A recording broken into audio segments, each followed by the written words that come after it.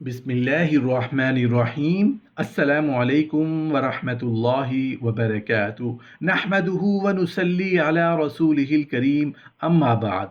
हाजत पूरी होने के लिए आयत करीमा का वजीफ़ा। आयत करीमा की फजीलत, आयत करीमा के फ़वाइद। मोहतरम नाज़रीन, अगर आपकी कोई देरीना परेशानी है जो ख़त्म होने का नाम नहीं ले रही, या आप किसी मुश्किल का शिकार हैं और वो मुश्किल हल नहीं हो पा रही, तो आज की वीडियो में आपके लिए ऐसा वजीफ़ा लाए हैं जिससे आपकी परेशानी भी दूर होगी और आपकी मुश्किलें भी ख़त्म हो जाएंगी।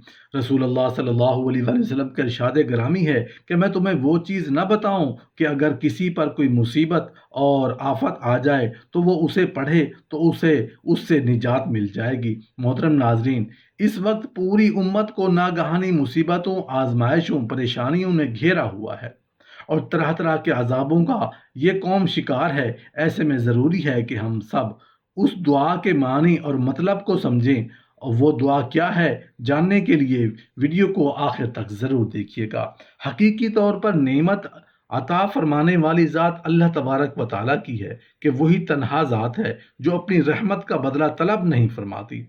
बहुत मेहरबान रहमत वाला है। लोग आपके खिलाफ साजिशें कर सकते हैं, आपका दिल दुखा सकते हैं, आपके बारे में बुरा चाह सकते हैं, लेकिन ये लोग आपकी किस्मत आपसे नहीं छीन सकते, क्योंकि नसीब तक रसाई अल्लाह ताला ने किसी और को दी ही नहीं। अल्लाह ताला ने फरमाया कि और तुम्हारे रब का फरमान जारी हो चुका है कि मुझसे दुआ करो, मैं तुम्हारी दुआओं को कबूल करूंगा। हर मुसलमान ये मानता है कि अल्लाह की मदद ना हो तो इंसान कोई भी चीज़ नहीं पा सकता, क्योंकि मुसलमान इस बात पर ईमान रखता है कि अल्लाह की मर्ज़ी के बगैर कोई इंसान सांस भी नहीं ले सकता।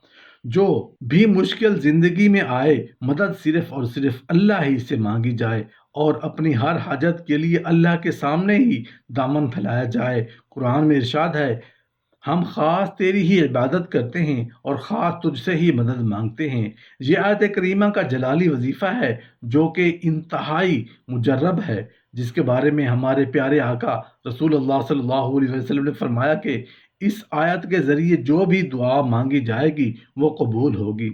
इस वजीफ़े का तरीका क्या है और कैसे करना है, और उसका तरीका जानने के लिए मुकम्मल आखिर तक वीडियो को लाजमी देखिएगा।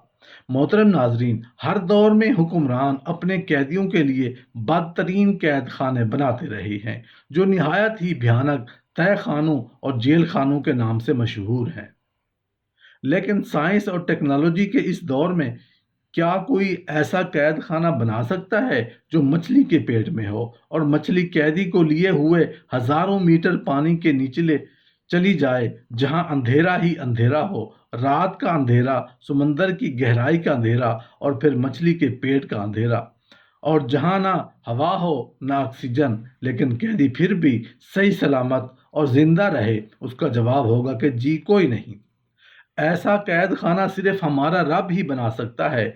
अल्लाह हर चीज़ पर कुदरत रखता है और ये अल्लाह का इल्म हर चीज़ पर मुहीत। अल्लाह ताला ने हज़रत यूनुस अलैहिस्सलाम को इराक के इलाके नैनवा वालों की तरफ मबऊस फरमाया। आप अलैहिस्सलाम अपनी कौम को ईमान और तौहीद की दावत देते रहे, लेकिन आप अलैहिस्सलाम की कौम आप अलैहिस्सलाम की तकज़ीब करती रही और कुफ्र व अना पर अड़ी रही।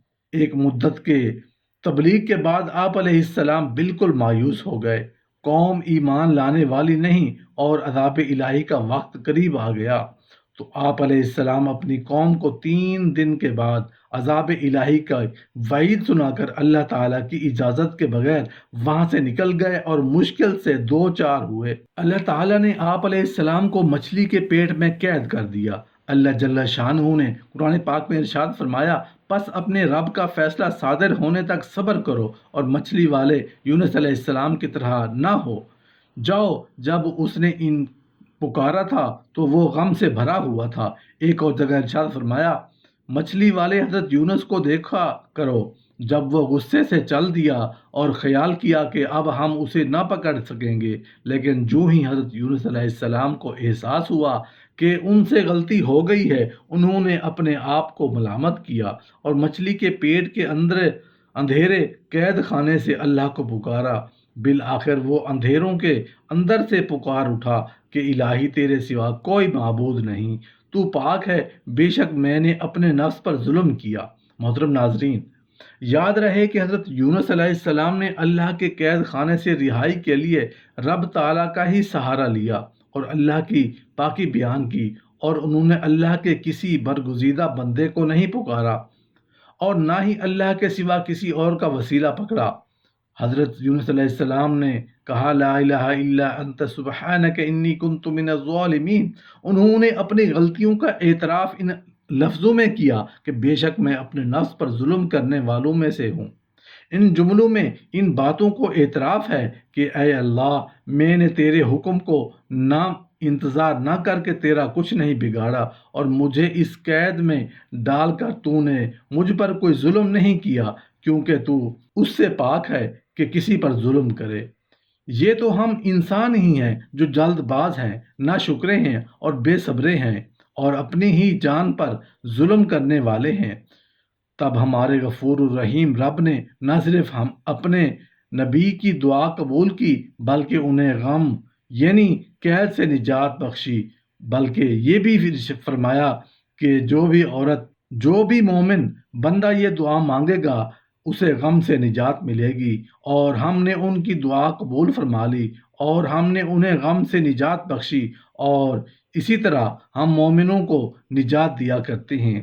رسول اللہ صلی اللہ علیہ وآلہ وسلم نے ارشاد فرمایا کہ یونس علیہ السلام نے وہ دعا جو انہوں نے مچھلی کے پیٹ کے اندر مانگی، یعنی لا الہ الا انت سبحانک انی کنت من الظالمین، جو مسلمان اپنے کسی بھی مقصد کے لیے ان کلمات کے ساتھ دعا کرے گا، اللہ تعالیٰ اس دعا کو قبول فرمائیں گے۔ یہ دعا بھی ہے اور کلمہ توحید بھی ہے۔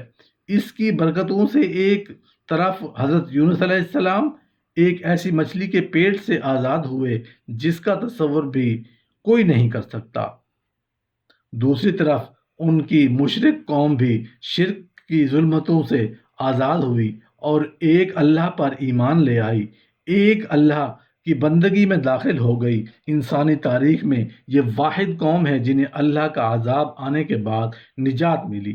جیسا کہ اللہ نے ہمیں بتایا، پس کوئی بستی ایمان نہ لائی کہ ایمان لانا اس کو نافع ہوتا، سوائے یونس علیہ السلام کی قوم کے۔